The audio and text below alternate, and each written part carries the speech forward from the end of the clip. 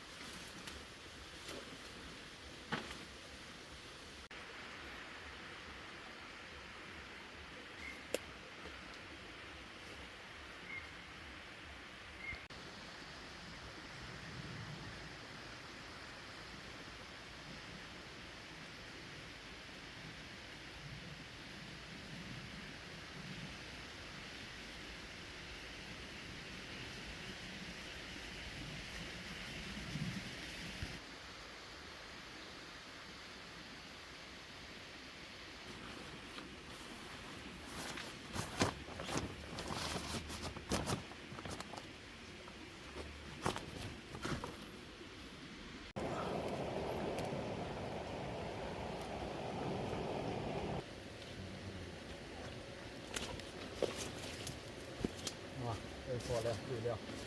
นักขับมันรถเยอะเลยแต่วันนี้รถเลยเหรอเองพอแล้วดีแล้วรถเลยง่ายเหรอนะได้ไหมได้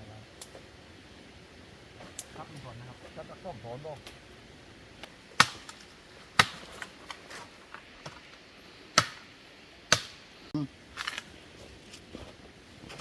โยนอย่างนั้นโอ้ยเลยนี่ไม่พลาดเลยนะใช่ไปก่อนเลยนะ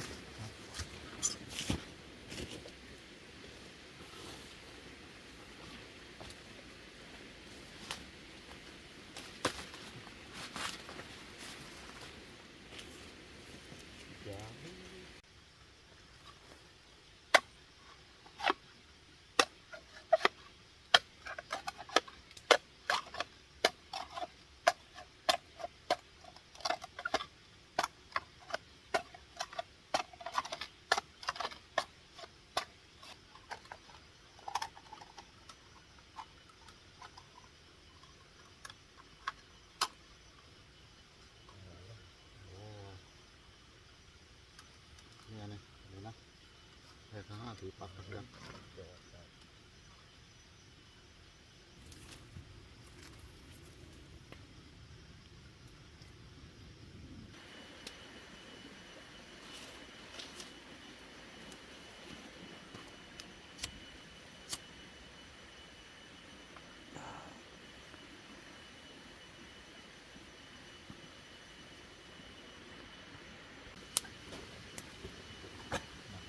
นอนบอกว่าท่าน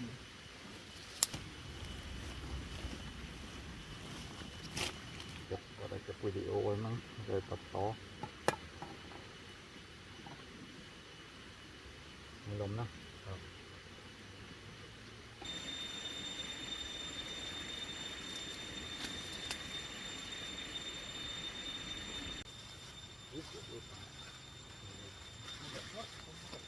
มีพวกไม่เลยนะครับไม่มาอย่างนี้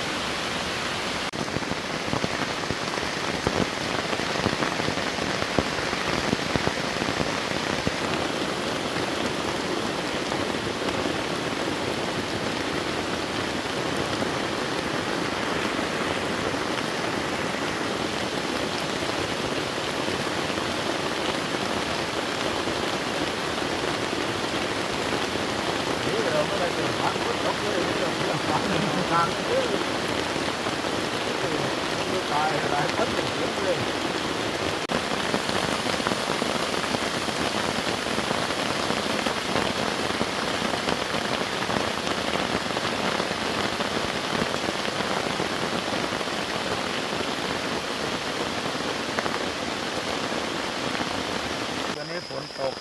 บรรยากาศเย็นเลยนะครับสดชื่นมากๆเลยเปียกนิดหน่อย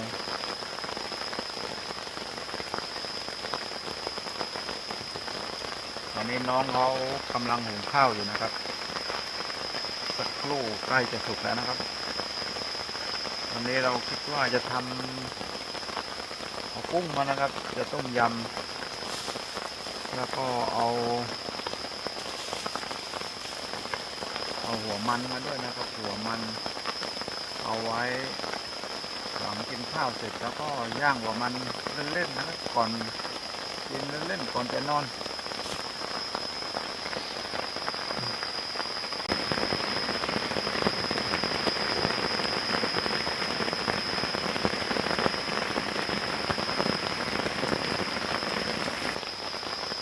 น้องเขาเคยมานอนป่าครั้งแรกนะครับเขาอยากจะมานอนสัมผัสในป่าธรรมชาติว่าเป็นยังไงบ้างนะครับสรุปว่าเขาชอบนะครับบรรยากาศในป่ามันสงบนะครับวันนี้เรามาดงนอนวันนี้เรามานอนป่าดงแถวต้นตะเคียนนะครับแต่ว่าฝนมันตกนะครับวันนี้ไม่ค่อยจะได้ยินเสียงอะไรในป่ามีแต่เสียงฝนวันนี้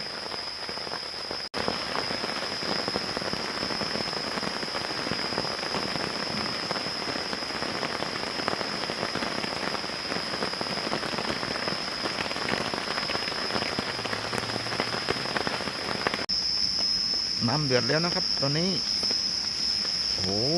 เดือดคักๆน้องก็จะใส่กุ้งเลยนะครับ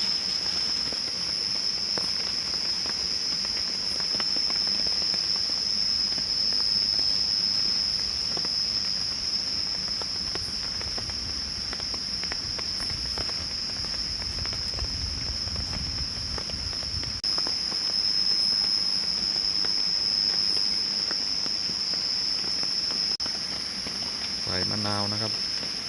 เดือดมากแล้วนะครับตอนนี้เดือดอย่างแรง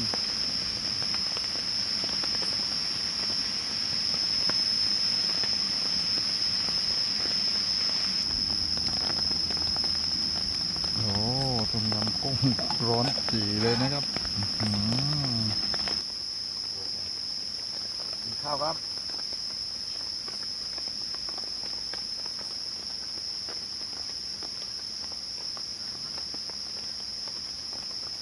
กินข้าวกับพี่น้อง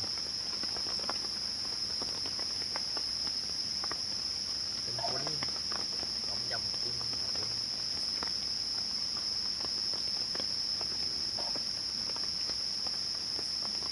ลองเลยจริงไม่ยึดน้อยครับ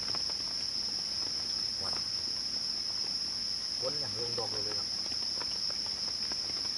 กินอร่อย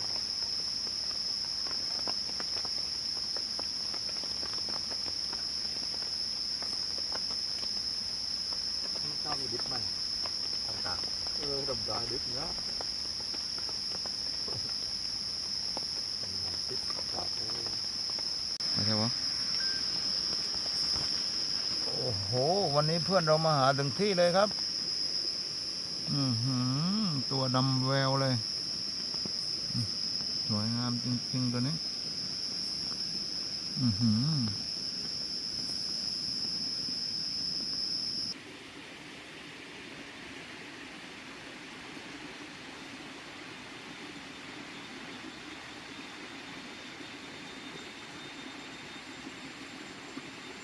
แล้วคืนนี้เราขอตัวเพื่อนๆนอนกันก่อนนะครับ ถ้ามีอะไรเพิ่มเติมเดี๋ยวจะอัปเดตให้นะครับแล้วเจอกันใหม่นะครับพรุ่งนี้เช้าราตรีสวัสดิ์นะครับ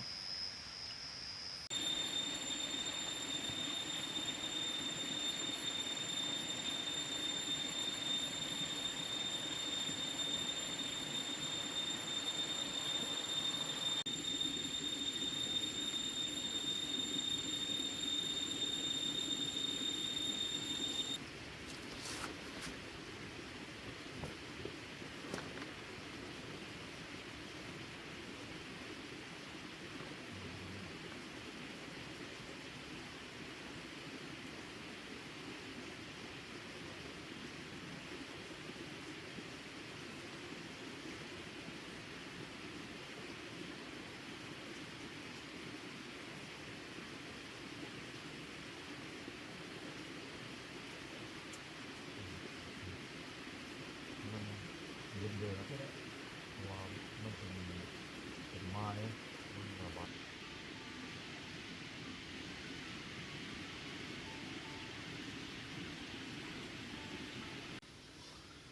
เมื่อคืนนอนหลับสบายนะครับ อากาศค่อนข้างจะหนาวนะครับ เดี๋ยววันนี้เราจะเก็บของเตรียมตัวกลับบ้านกันก่อนนะครับหากชอบคลิปนี้อย่าลืมกดติดตามกดไลค์ด้วยนะครับสบายครับผมแล้วเจอกันใหม่คลิปหน้านะครับ